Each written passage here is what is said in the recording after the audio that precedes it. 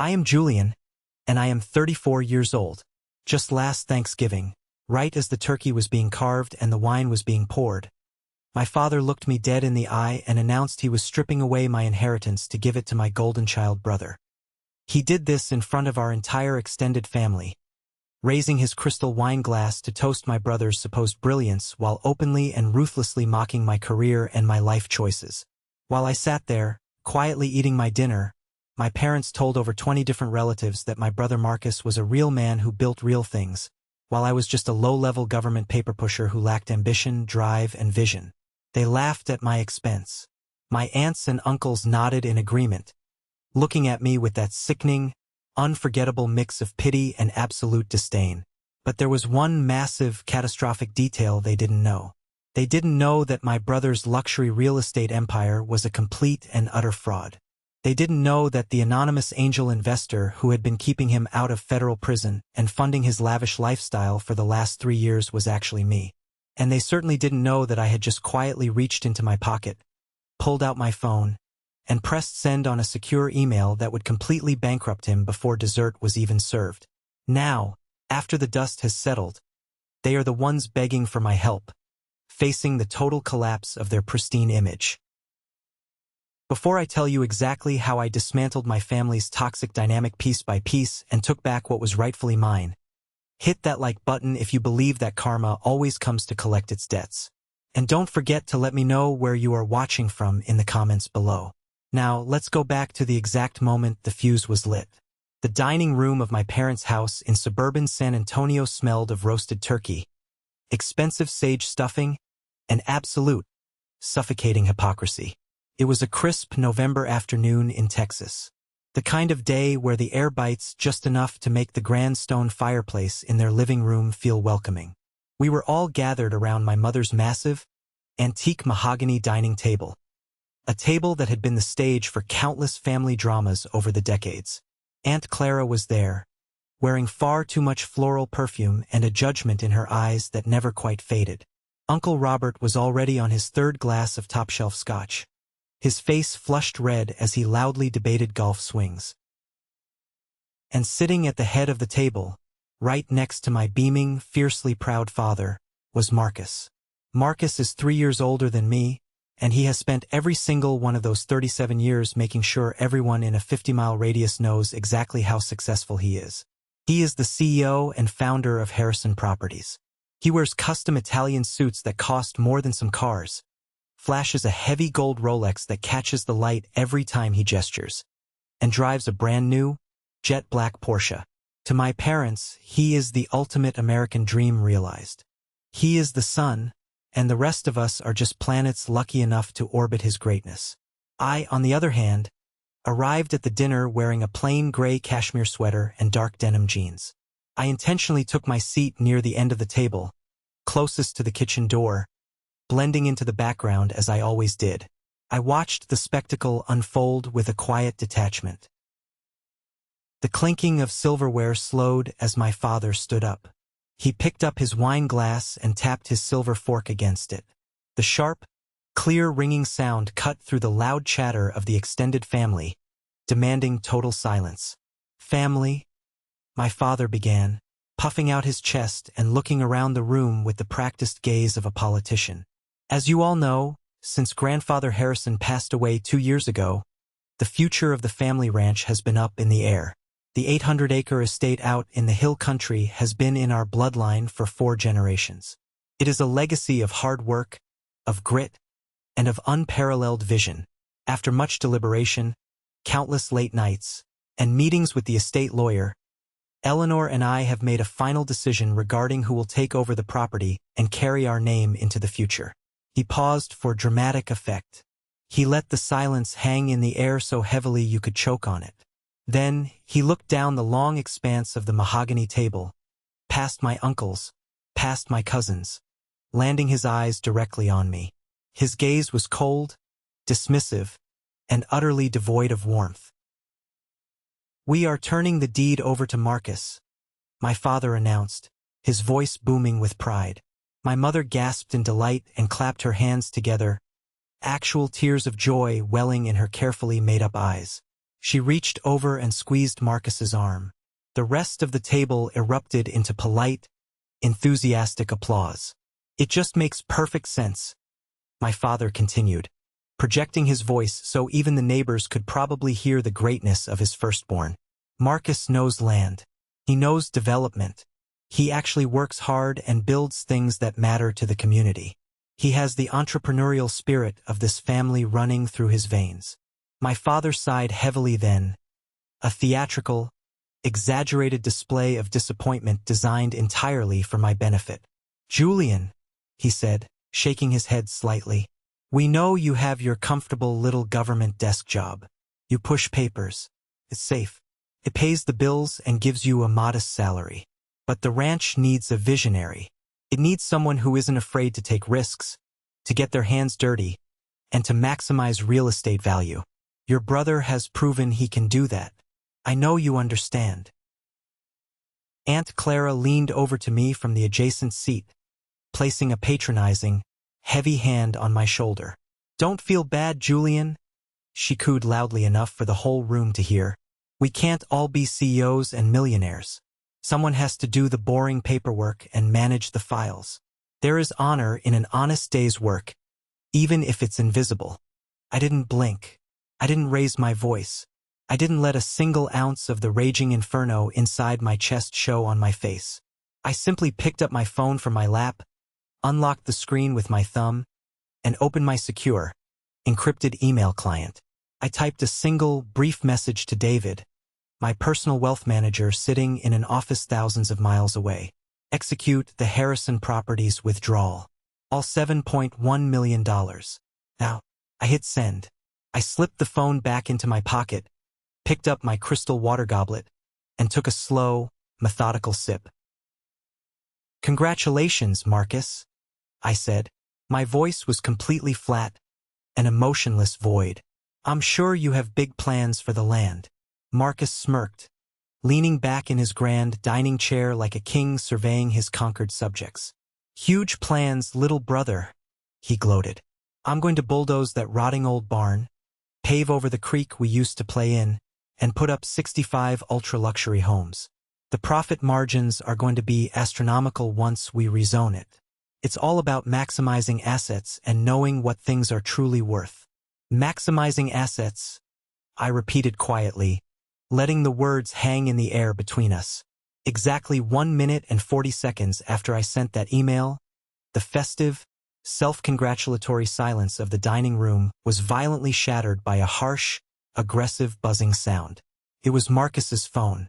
It was vibrating violently against the polished mahogany wood, disrupting my mother's attempt to pass the gravy boat.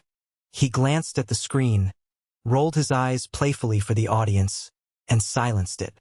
Work never sleeps when you're at the top, he chuckled. 10 seconds later, it rang again. This time, it wasn't the standard vibration.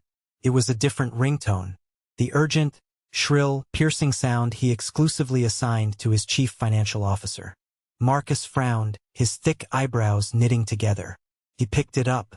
Victor, I'm in the middle of Thanksgiving dinner with my family. This better be a matter of life and death. He put the phone to his ear. I sat perfectly still and watched as the color drained entirely from his face, leaving his skin a sickly, ashen gray. The smug, arrogant CEO mask slipped off in real time, replaced by raw, unadulterated primal panic.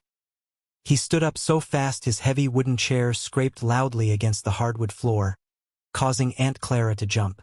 What do you mean the escrow account is empty?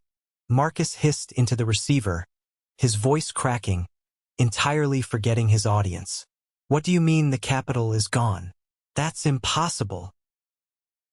To understand the sheer magnitude of the shockwave that was about to hit that dining room table, you have to understand the elaborate, exhausting lie I had been living for a decade. My family genuinely, wholeheartedly believed I was a low-level administrative clerk.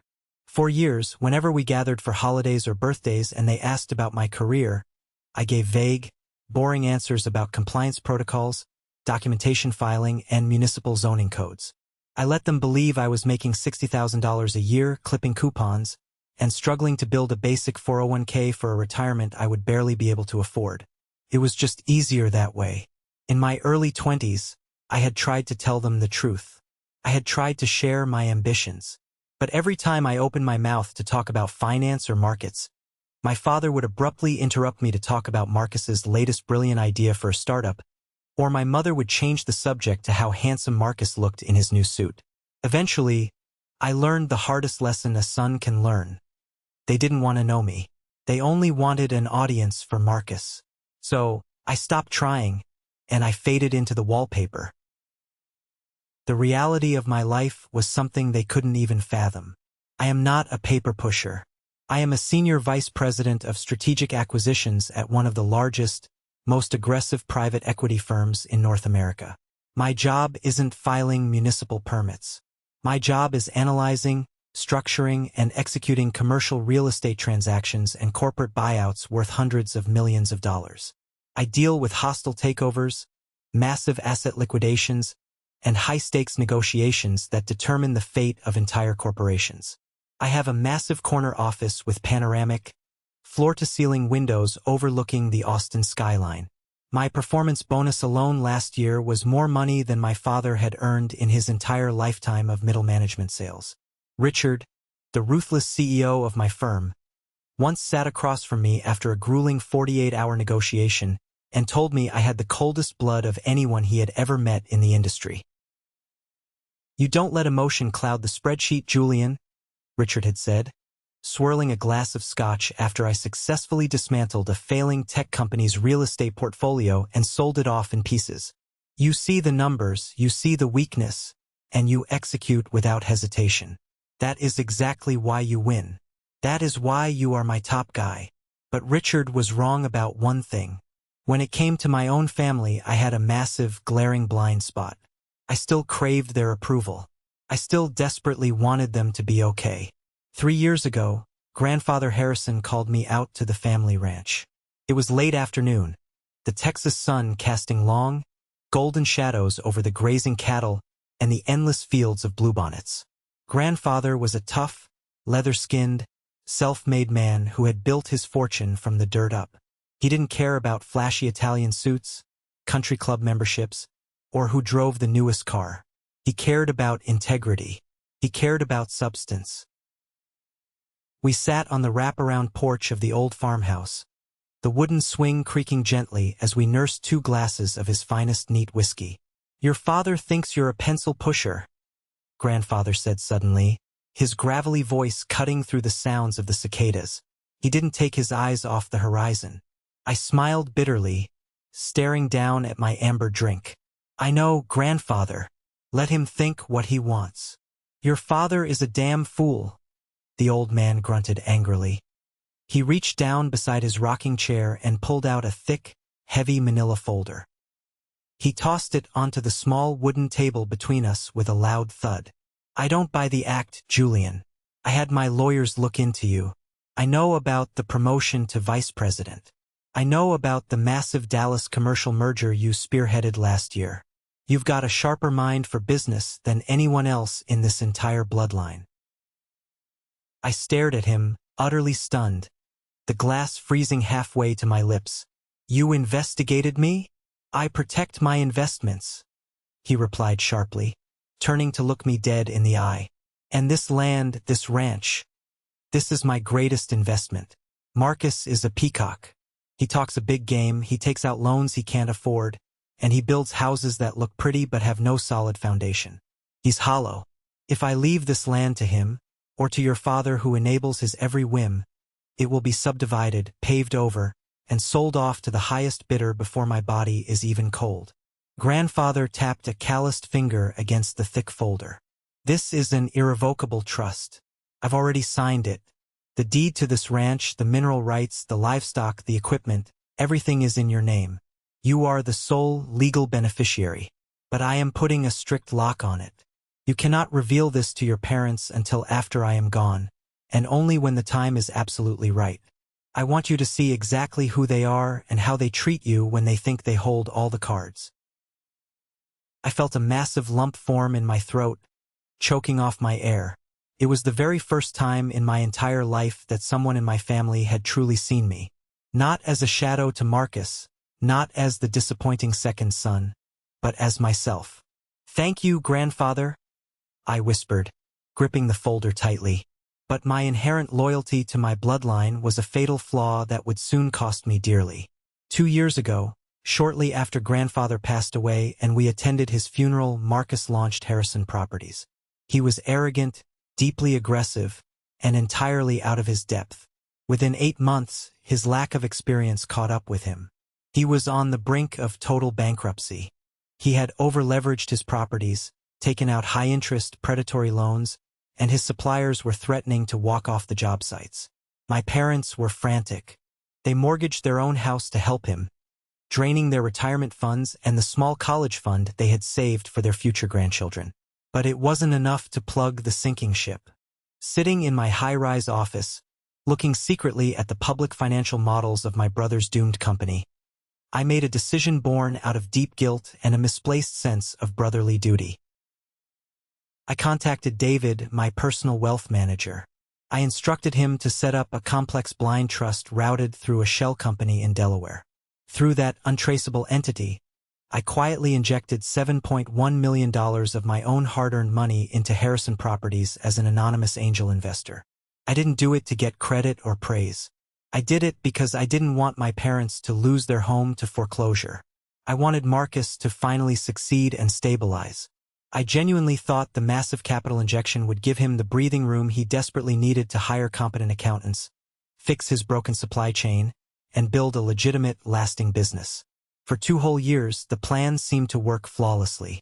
Marcus became the darling of the local business magazines. He bought his jet black Porsche. He got engaged to Chloe, a woman who seemed to love the reflection of the massive diamond on her finger more than the man who actually gave it to her. My parents bragged endlessly about his financial genius at every gathering. I stayed quiet, attending family dinners in my plain clothes, playing the part of the boring, unsuccessful younger brother while secretly keeping the entire family afloat. I thought I had done the right, noble thing. I thought I had saved my family from ruin. I was so incredibly, devastatingly wrong. The grand illusion shattered into a million jagged pieces exactly 8 months ago. It was a rainy Tuesday morning. I was in my office reviewing a stack of acquisitions when Sarah, our lead forensic accountant, knocked sharply on my glass door. Sarah is terrifyingly brilliant and notoriously humorless. When she walks into a room carrying a red folder, it means someone is about to lose their company, or worse, go to federal prison. She walked in without waiting for an invitation and dropped the thick red folder directly onto the center of my desk. "We need to pass on the Harrison Properties acquisition immediately," she said flatly, taking a seat in the leather chair opposite my desk and crossing her arms. My firm had been looking at acquiring a large portfolio of boutique residential developments across Texas, and Marcus's company happened to be on the short list of targets. Because of strict conflict of interest policies and SEC regulations, I had completely recused myself from the vetting process. I hadn't looked at his books. I trusted my team to evaluate his firm objectively. "Why?" I asked, keeping my voice perfectly neutral, though my heart rate spiked. Sarah opened the folder and began sliding documents across the polished wood of my desk.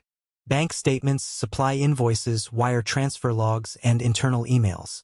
"Because Harrison Properties isn't a real estate development firm, Julian," she said, looking me dead in the eye. "It's a massive textbook Ponzi scheme." The air in the room suddenly felt very thin. I stared at the papers. "Explain." "Your brother is running a sophisticated shell game," Sarah said, pointing her pen to a highlighted column of red numbers. "He secures capital from investors for Project A, but instead of using it to build, he illegally commingles the funds to pay off the angry, litigious investors from Project B. He uses horribly substandard materials.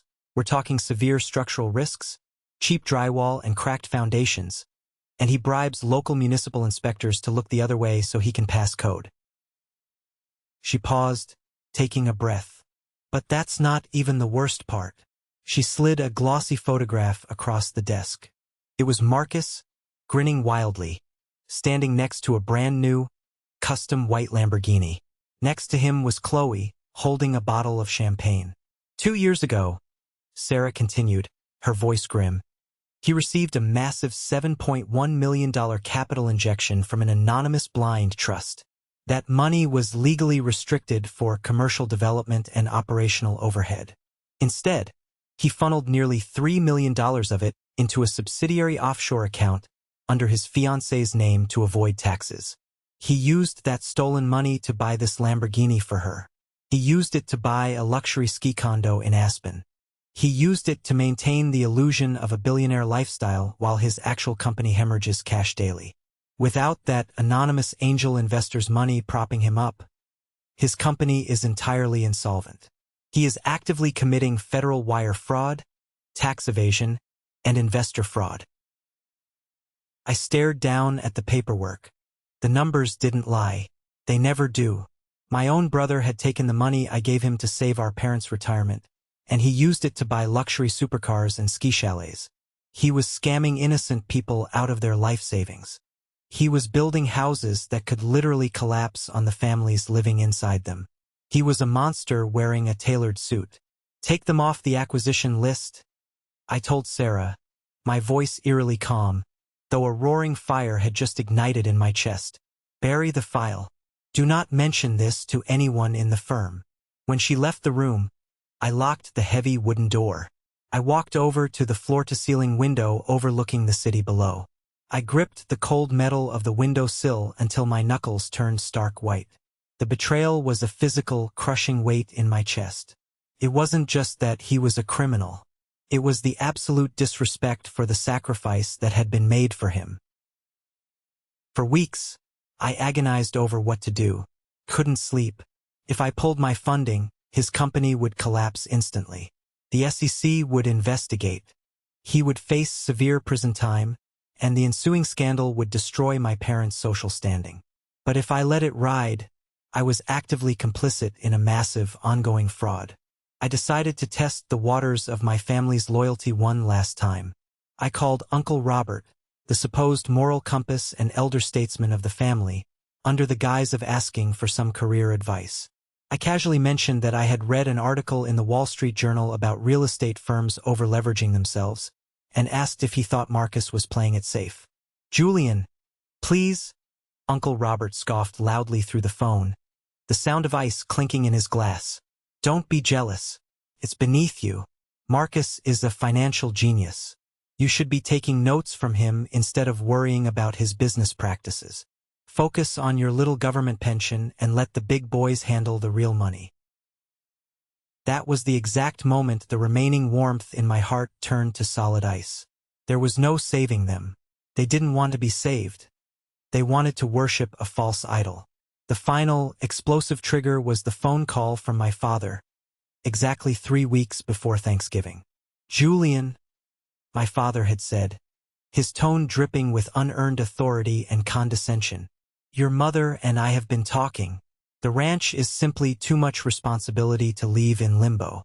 We are going to officially transfer the deed to Marcus at the Thanksgiving dinner. He has the capital, the vision, and the resources to develop it properly. I'm telling you now so you don't act surprised or make a scene at the dinner table. You're giving him grandfather's legacy?" I asked, my voice tight. "To bulldoze it for a subdivision?" "To improve it," my father corrected sharply. "To bring it into the modern century. Something you wouldn't understand with your limited worldview. Don't be bitter, Julian. We all have our roles in this family. Yours just isn't leadership." He hung up without saying goodbye. I didn't scream. I didn't throw my phone against the wall. I simply opened the locked bottom drawer of my desk and pulled out the thick manila folder Grandfather Harrison had given me 3 years ago. I ran my fingers over the embossed legal seal of the irrevocable trust. They wanted to play high-stakes business. Fine. I would show them what real, ruthless business actually looked like. The preparation for my revenge was incredibly meticulous. I didn't just want to pull the plug on his company. I wanted to ensure there was absolutely no legal blowback on me, and that the trap was perfectly, inescapably set. I called David into my office the next morning. We spent 4 grueling hours drafting the withdrawal demands. The strict terms of my anonymous investment trust had built-in clauses regarding financial mismanagement and criminal liability. Because Marcus had flagrantly breached his fiduciary duty by commingling funds and buying personal luxury assets with investor capital, I had the absolute legal right to execute an immediate, non-negotiable clawback of all remaining liquid capital in his accounts. If we execute this, Julian, Harrison Properties goes into immediate default, David warned, pushing his glasses up his nose as he reviewed the dense legal paperwork. We will have to notify the Securities and Exchange Commission simultaneously to protect your assets. It will trigger a massive federal audit. They will freeze his accounts within hours. Draft the SEC notification, I ordered, my voice devoid of any hesitation. Have it ready to send the exact moment the withdrawal clears. He's your brother? David said softly, looking up at me with concern. No, I replied, signing the authorization form with a heavy black pen. He is a liability, and I am liquidating him. The day of Thanksgiving finally arrived. The sky was an overcast, slate gray as I drove my modest, reliable sedan up the long, winding, tree-lined driveway of my parents' suburban estate. My stomach was a tight knot of anticipation and cold resolve. The very first thing I saw parked out front, taking up 2 spaces in the circular driveway, was Chloe's gleaming white Lamborghini. It caught the dull afternoon light, a glaring, obnoxious monument to my brother's theft. Every single curve of that car, every piece of leather inside it, was paid for by my money. Money stolen from the foundation of his failing company and the pockets of his trusting clients. I parked behind it, grabbed the $20 bottle of wine I had bought from the local grocery store, and walked inside the lion's den. The house was chaotic and loud. It pulsed with the suffocating energy of a family that thrives entirely on appearances and shallow victories. My mother rushed over the moment I stepped into the foyer, taking my coat but immediately fussing over my sweater. "Oh, Julian, couldn't you have worn a blazer?" she chastised, clicking her tongue in disapproval. "Marcus is wearing a custom suit from Italy. We have guests. You look like you're going to a hardware store." "It's turkey, Mom, not a corporate board meeting," I said dryly, stepping past her. I walked into the expansive living room. Marcus was holding court by the grand stone fireplace, exactly as I expected. He had a crystal glass of expensive bourbon in one hand and was gesturing wildly with the other, telling a loud, boastful story about a massive zoning victory he had supposedly just won against the city council. Chloe stood next to him, laughing entirely too hard at all the right moments, her massive, gaudy diamond engagement ring flashing in the firelight. Aunt Clara intercepted me near the appetizer table before I could reach the kitchen. "Julian, so glad you made it, dear. How is whatever it is you do? Still filing reports for the state?" "Still filing," I said, picking up a piece of cheese and forcing a polite smile. "Well, steady is good," she said, patting my arm condescendingly. "We can't all be risk-takers like your brother. Someone has to be the turtle in the race." She leaned in, lowering her voice conspiratorially. "Did you see Chloe's car outside? A Lamborghini. Marcus is just doing remarkably well. It's so nice that your parents finally have someone to carry on the family name properly and provide for them in their old age." I looked across the room at Marcus. He caught my eye mid-story and gave me a condescending little salute with his bourbon glass. He excused himself and walked over, throwing a heavy, patronizing arm around my shoulders. "Little brother, glad you could make it out of the cubicle," Marcus boomed, ensuring everyone in the room could hear him. He squeezed my shoulder hard, a physical assertion of his perceived dominance. "I'm making a big announcement at dinner tonight. You're going to want to hear this. I might even have a low-level property management job for you if you ever want to leave the boring government grind and make some real money." "I'll keep that in mind, Marcus," I said, stepping smoothly and coldly out from under his arm. I checked my watch. It was 4 p.m. The domestic financial markets were closed for the holiday, but my wealth management firm operated globally, utilizing offshore routing that never slept. David was sitting at his computer in his London office right now, staring at a screen, waiting for my signal. Everything was in place. The legal documents, the SEC filings, and the irrevocable trust from Grandfather Harrison, sitting heavily like a loaded weapon in the inside pocket of my jacket. I was standing perfectly still in the eye of the hurricane. The air around me was calm.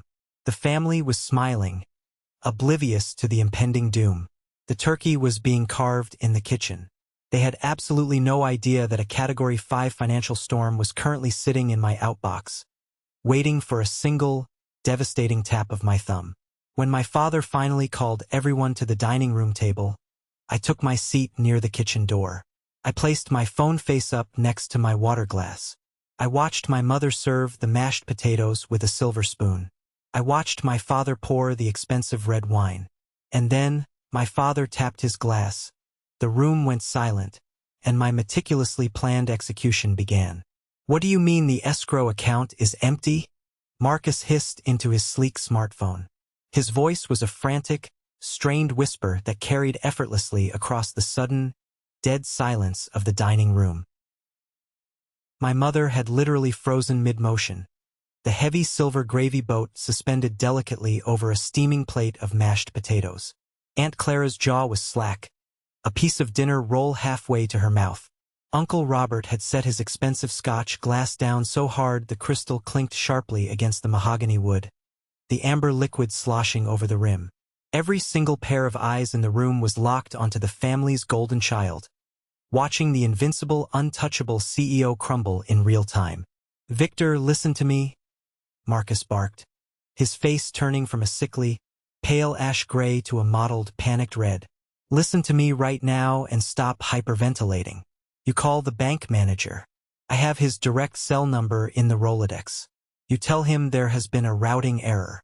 A massive, catastrophic routing error. The capital was locked in a blind trust. It is legally bound. Cannot just disappear into the ether on a Thursday afternoon.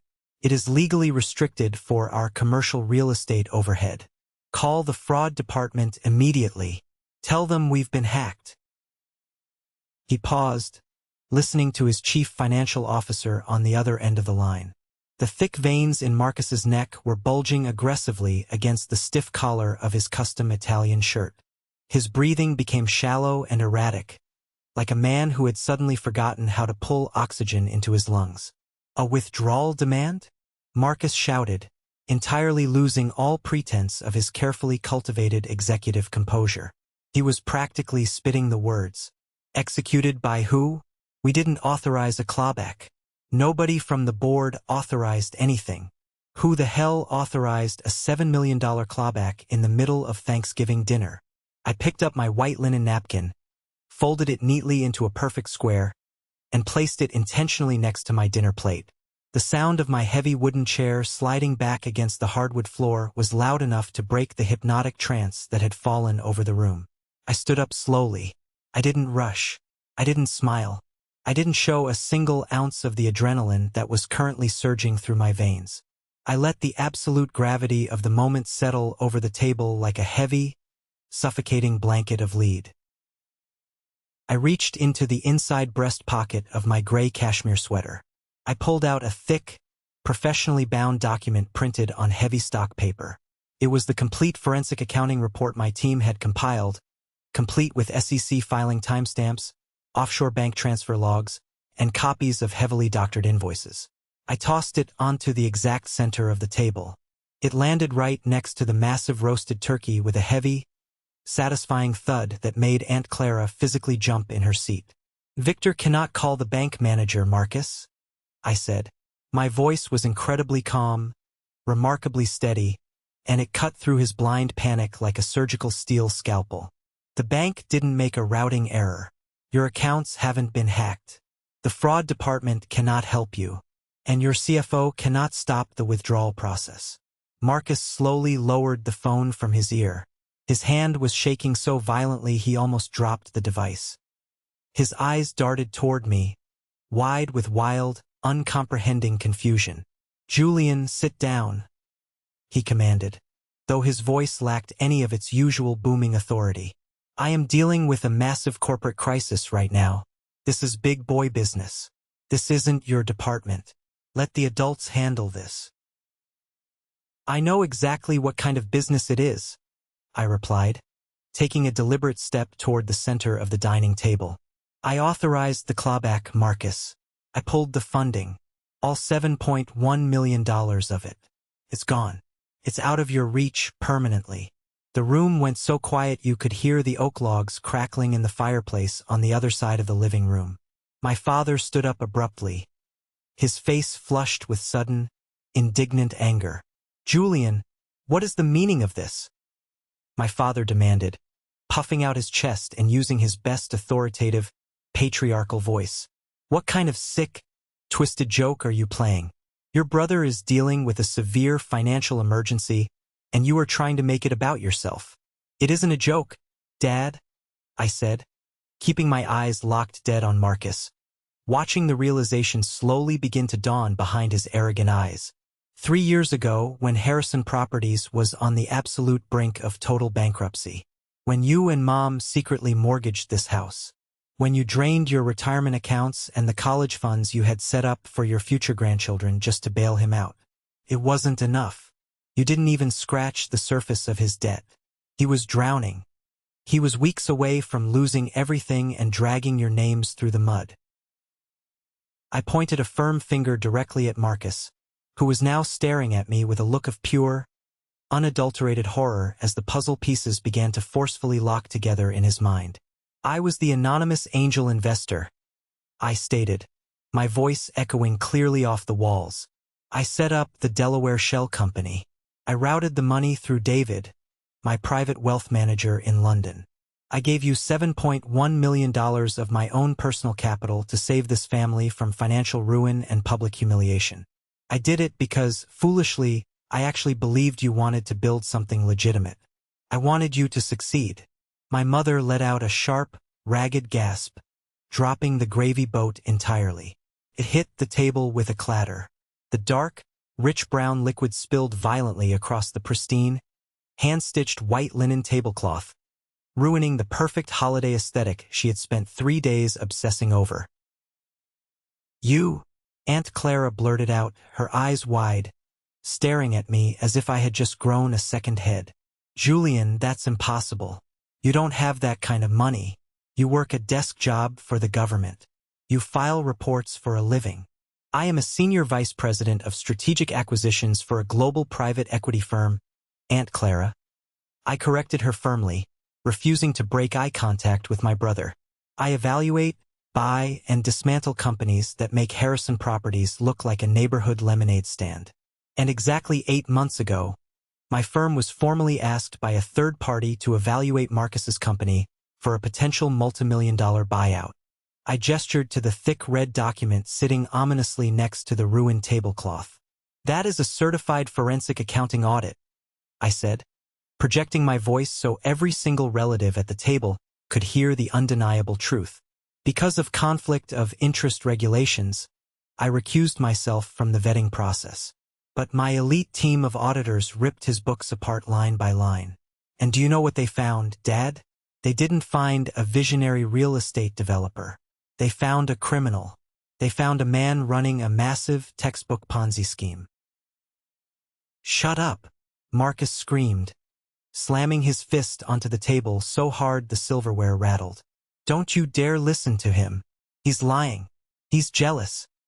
He's always been intensely jealous of my success and my vision.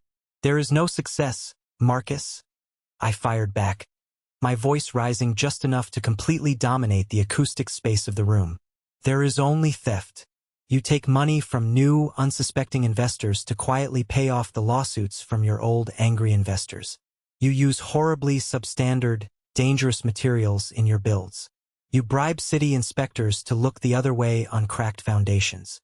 And worst of all, you flagrantly violated the strict legal terms of the fiduciary trust one set up to save you. I turned my intense gaze to Chloe. She was sitting rigidly in her antique chair, her heavily contoured face as white as a ghost, her hand instinctively covering the massive diamond engagement ring on her left hand as if I was about to snatch it from her.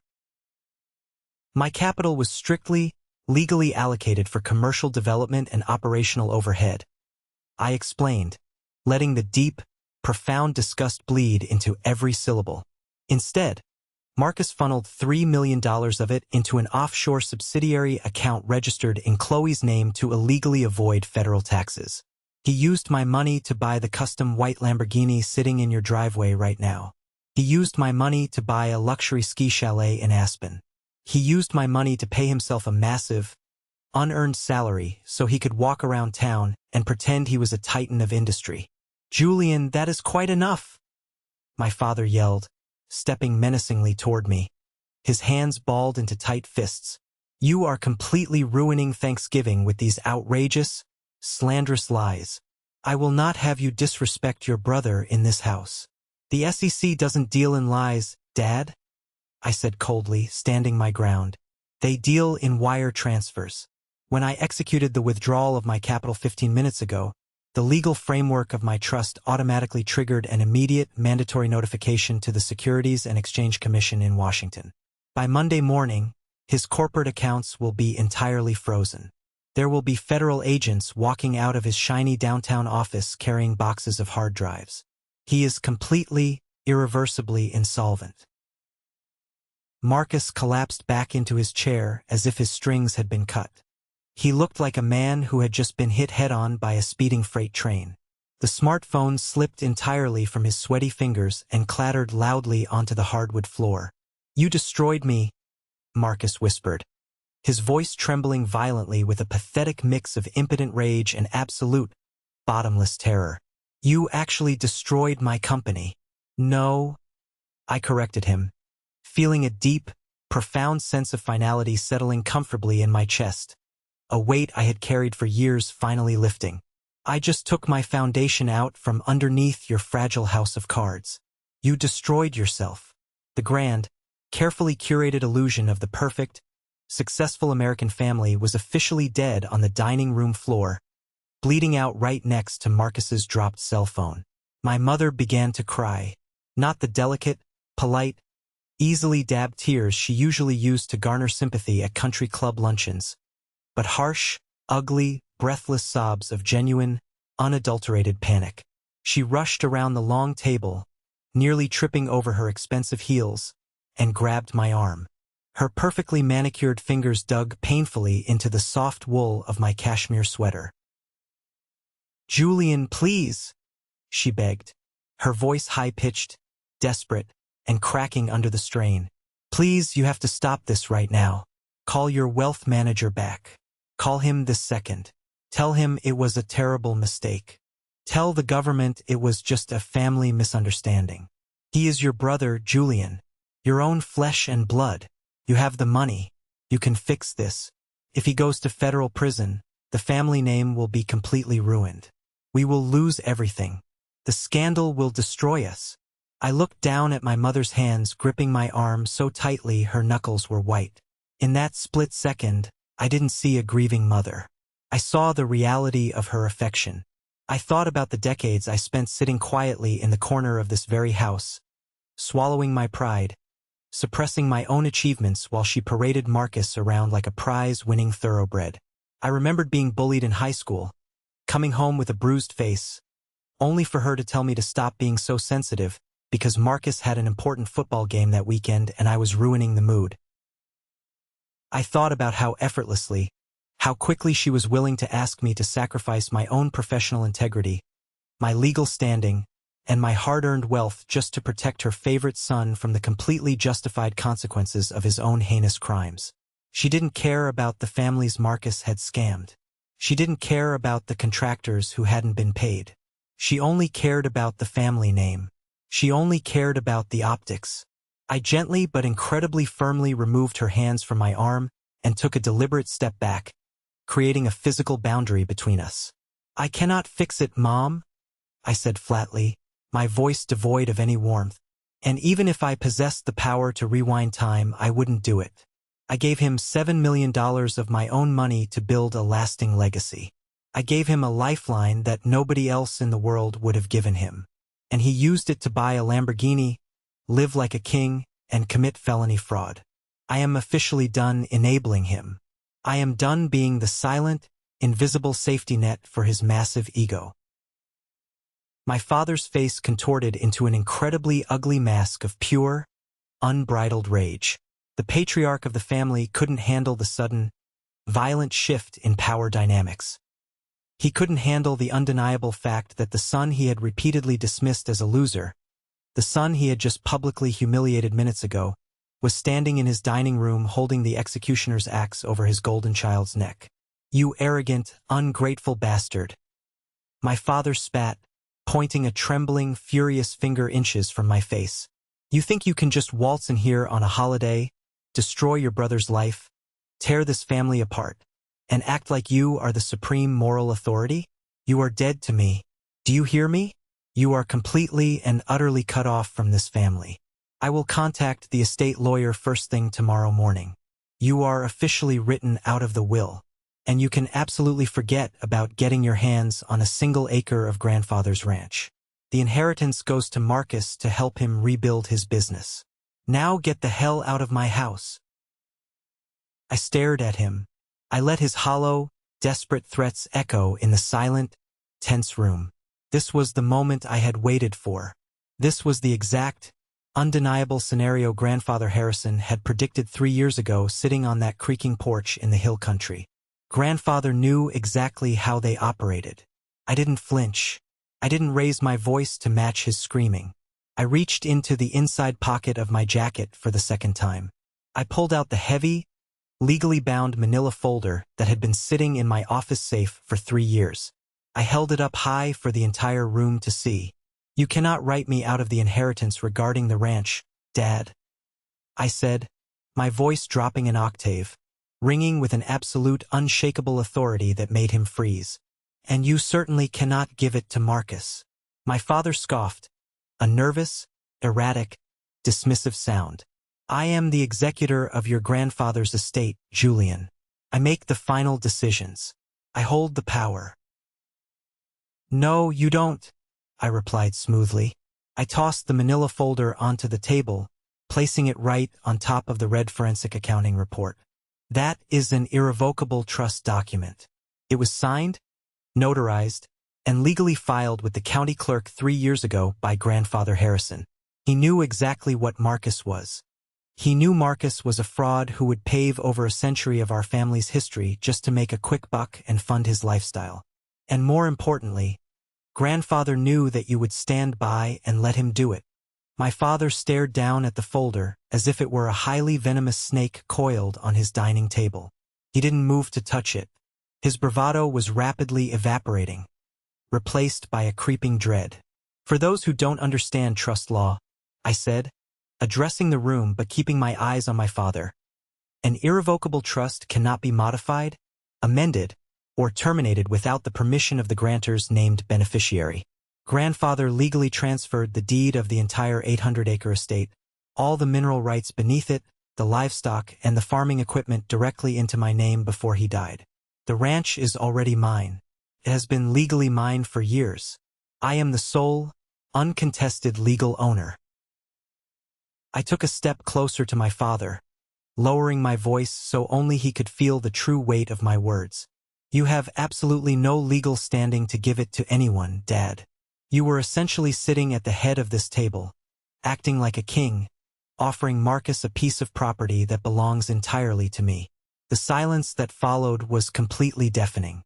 It was the sound of a total structural paradigm shift. The hierarchy of the family had just been permanently inverted. He lied to us?" my mother whispered, looking at the folder in utter disbelief, her hands covering her mouth. "Your grandfather lied to us for years?" "He didn't lie," I corrected her softly, though the words carried a sharp sting. "He just didn't trust you. He wanted me to see exactly how you would treat me when you thought you held all the power. He wanted me to see who you really were. And tonight you showed me with absolute clarity. You publicly humiliated me, you mocked my career, you praised a criminal, and you actively tried to steal my land to give it to him." I looked around the room. Uncle Robert was staring intensely at his expensive leather shoes, refusing to make eye contact. Aunt Clara looked like she desperately wanted to melt into the floorboards and disappear. Chloe was frantically texting someone on her phone, entirely ignoring Marcus, who was sitting with his head buried in his hands, completely and utterly broken. "I am setting a permanent boundary right here, right now," I said, my voice echoing in the large dining room. "I am walking out that front door. I will not pay for any defense lawyers. I will not post his bail. I will not answer any of your phone calls when the press gets hold of the bankruptcy filings on Monday. You chose your visionary. You chose your golden child. Now you can deal with the fallout together." I turned my back on them and walked out of the dining room. I didn't look back when my mother started screaming my name, her voice cracking in pure hysteria. I didn't stop walking when I heard the distinct sound of a crystal wine glass shattering violently against the wall.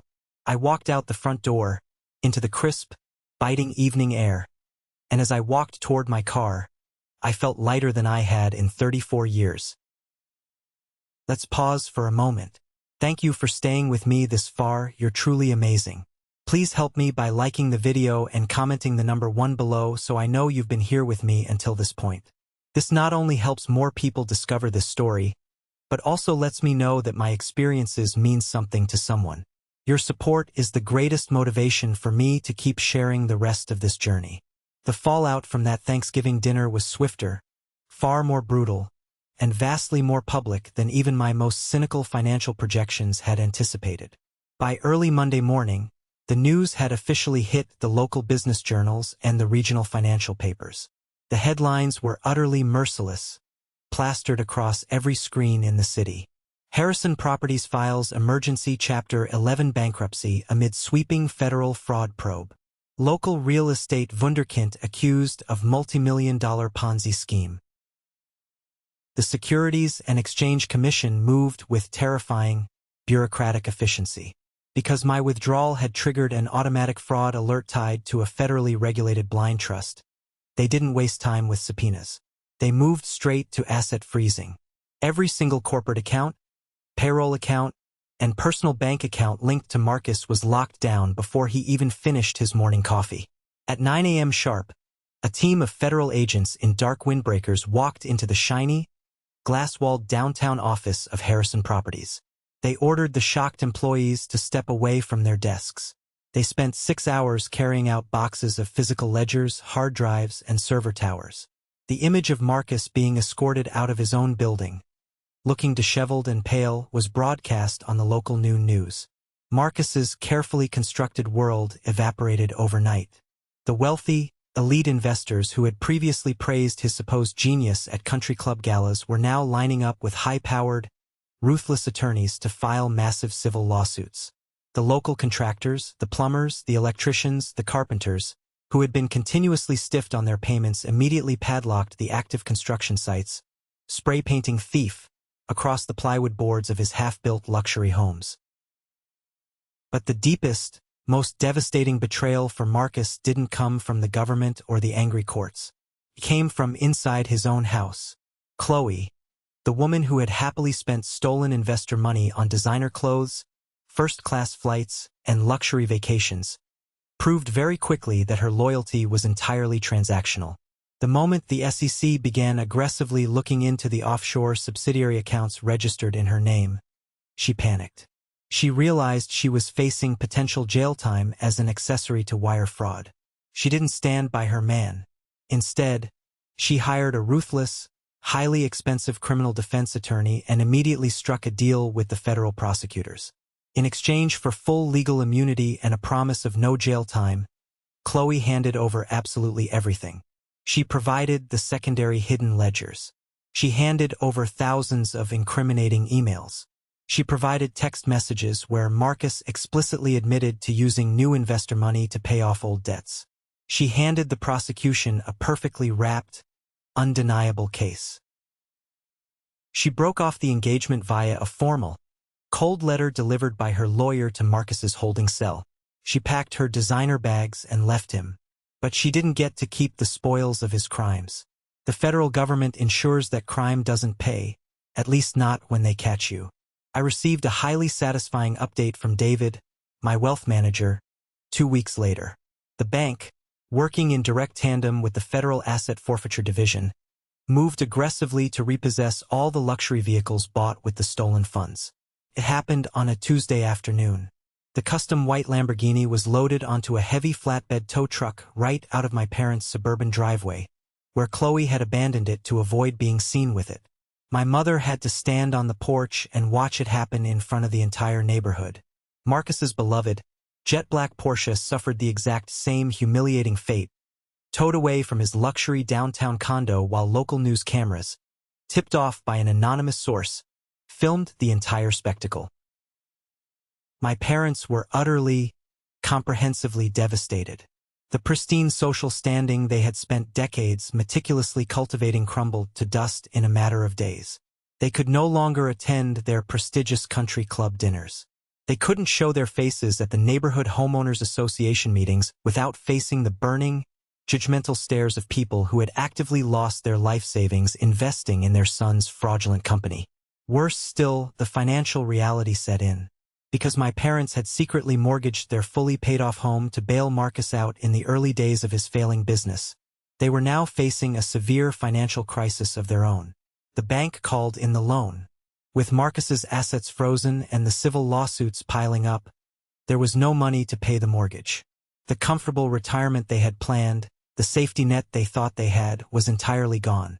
They were forced to put the house up for sale at a massive loss just to avoid foreclosure. I watched it all unfold from a distance, reading the legal briefs and the news articles from the quiet comfort of my office. I felt absolutely no joy in their suffering. I took no pleasure in watching my parents lose their home, but simultaneously, I felt absolutely no guilt. I had tried to save them. I had given them 7 million reasons to succeed. They had chosen to worship the illusion of success instead of respecting the reality of hard work. They had dug their own graves, and I was simply refusing to jump in the hole with them. Instead of dwelling on the destruction of my past, I poured every ounce of my energy into the creation of my future. I took a prolonged, 6-month leave of absence from the private equity firm. I packed up my apartment in Austin and moved out to the ranch permanently. I walked the 800 acres of rolling, green hills, breathing in the scent of the dry Texas earth, the wildflowers, and the ancient oak trees. I hired Thomas, the gruff, fiercely loyal ranch manager who had worked the land for my grandfather for 30 years. Together, sitting on the porch with architectural blueprints spread over the table, we drafted a comprehensive, 5-year master plan. We modernized the agricultural operations. We implemented sustainable, eco-friendly grazing practices. And we began the careful, loving restoration of the main farmhouse, preserving its historical integrity.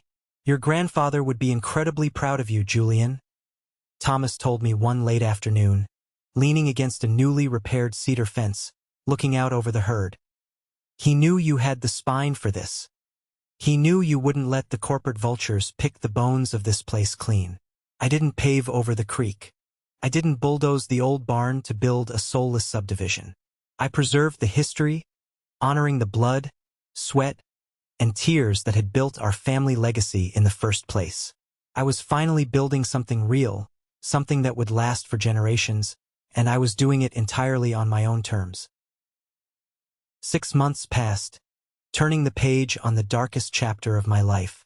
The harsh, bitter winter gave way to a bright, vibrant Texas spring. The bluebonnets bloomed across the ranch, painting the hillsides in deep, beautiful purples and blues. Marcus was officially indicted by a federal grand jury on 34 counts of wire fraud, tax evasion, and defrauding investors.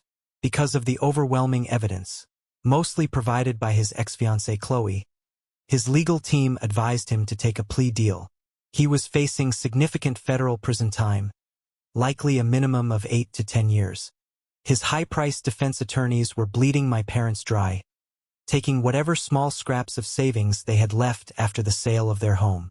They had moved into a small, cramped apartment on the outskirts of the city. Meanwhile, my career reached heights I had never even dreamed of. Richard, the CEO of my private equity firm, formally announced my promotion to executive managing director of the entire Southern Division. I was featured on the cover of a prominent national financial magazine, recognized for successfully navigating an incredibly complex, billion-dollar corporate merger that completely reshaped the commercial real estate landscape across 3 states. The article highlighted my relentless analytical mind and my unshakable composure under pressure. The exact day the magazine hit the newsstands across the country, my cell phone rang. I looked at the caller ID. It was my mother. I didn't answer. I let it ring until it went to voicemail. I sat at my massive, hand-carved oak desk in the newly renovated study at the ranch, looking out the large bay window at the horses grazing peacefully in the pasture. I tapped the screen and played the voicemail on speakerphone. Julian. My mother's voice trembled through the tiny speaker.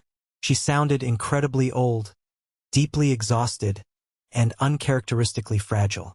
The haughty arrogance was completely gone. I saw the article in the magazine at the grocery store today. We are so incredibly proud of you. We always knew you were smart. Your father and we were wondering if you would be willing to meet us for coffee this weekend. We miss you terribly. The apartment is so quiet. And Marcus's legal fees. We are struggling so much, Julian. We really need our family to be united right now. Please call me back. We love you. I listened to the recording twice. I analyzed the cadence of her voice, the carefully chosen words. I heard the genuine desperation, yes. But beneath the tears, I also heard the familiar, insidious manipulation. They didn't want to reconnect because they had finally seen the error of their ways. They didn't want to apologize for decades of emotional neglect or the horrifying way they treated me at Thanksgiving. They wanted to reconnect because their golden child was a convicted felon awaiting sentencing. They wanted to reconnect because their bank accounts were entirely empty. They wanted to reconnect because the son they had publicly humiliated and discarded was now a recognized, wealthy titan of industry with deep pockets. They didn't want a son. They needed a new savior to fund their mistakes. I picked up my phone. I didn't call her back. I didn't send a text. I navigated to her contact profile and pressed block. I did the same for my father's number. I blocked Aunt Clara, Uncle Robert, and every other relative who had sat at that table and laughed at my expense. I systematically severed the final, toxic threads that tied me to a family that only valued me for what I could provide, rather than who I actually was. Boundary setting isn't just about saying no when someone asks for a favor. It is a profound act of self-preservation. It is about actively, ruthlessly protecting your peace, your integrity, and your future from people who are fiercely committed to misunderstanding you. My family wanted a low-level paper pusher they could mock to feel better about themselves, or a silent, endless wallet they could drain to fund their delusions. I firmly refused to be either.